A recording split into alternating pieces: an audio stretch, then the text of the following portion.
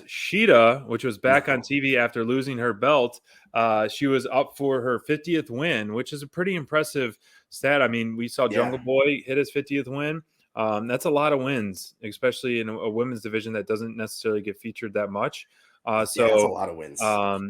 And it showed tonight. This was a showcase of two of the top talents in AEW. And, Shida hits hard. Deeb hits hard. Like, these women are veterans. These women are they're not going through the motion. They're beating the crap out of you. And, what we saw out of this was reason why Shida was champ. And I really think it was a great showcase of what we saw, minus the picture-in-picture, which I always have to say that, because until they stop giving the picture-in-picture in the women's matches, I won't stop. And this one didn't have a picture-in-picture. This was just a freaking commercial break. Random commercial break, sadly. Yeah, not even announced by the commentary team. Yes, we'll talk about the positives of this match. Yeah.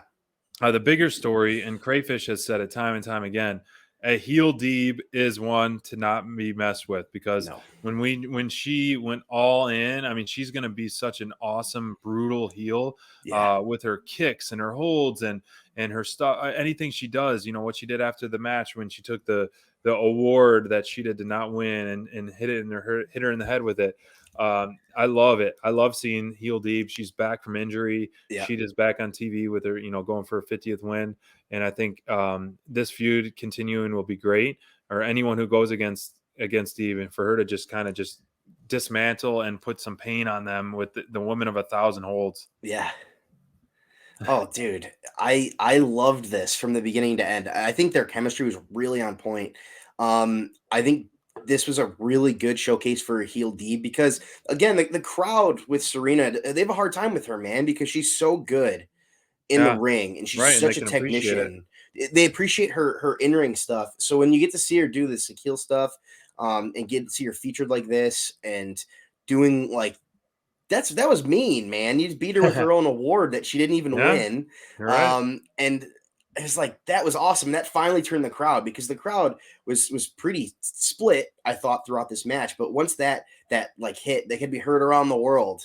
The hit by the glass award. And they did I thought it was really interesting how they focus so much, like, oh man, this is going to be a big night for Shida. It's like, they bring out this award before the match even starts and has it sitting there. And I was like, oh, this isn't going to end well. I think like, this is not going to end well. And it was right. And it didn't end well. Deeb made her tap, and it was a big moment, man. Because quick too, real quick. It was pretty epic fashion, because again, Shida is the first one. She's going to be the first woman to 50 wins. No matter what, she's going to be the first one to 50.